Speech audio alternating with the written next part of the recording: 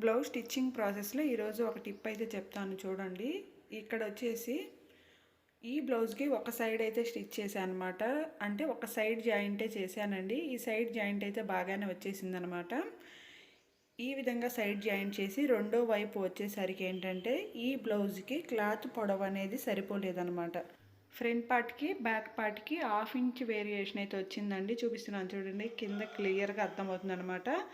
మనకి front part వచ్చేసి back part మీద 1/2 ఇంచ్ అయితే తగ్గిందండి. ఈ విధంగా తగ్గినప్పుడు ఏం చేయాలంటే ఇక్కడ చూపిస్తున్నాను చూడండి, చంక దగ్గర అంటే హ్యాండ్ పార్ట్ స్టిచ్ చేసుకునే దగ్గర మనము చంక దగ్గర ఒక 1/2 ఇంచ్ అనేది ఇక్కడ చూపిస్తున్న విధంగా స్టిచ్ వేసేసుకుంటే మనకేంటంటే క్లాత్ అనేది ఇక్కడ తగ్గుతుంది కదా, దానివల్ల మనకి బ్యాక్ పార్ట్ 1/2 ఇంచ్ అనేది మనకి తక్కువ అవుతుందండి. అప్పుడు ఫ్రంట్ పార్ట్కి ఈక్వల్ అవుతుంది అనమాట.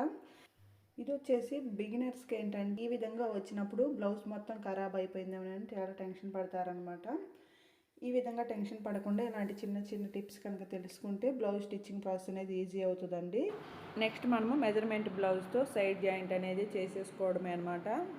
ఈ విధంగా 2-3 కుట్లు సైడ్ అనేది వేసేసుకోవాలి. ఇక్కడ మీకు కనిపిస్తుంది కదా, ఇందాక వచ్చిన 1/2 ఇంచ్ వేరియేషన్ అనేది ఇప్పుడు కవర్ అయిపోయిందనమాట.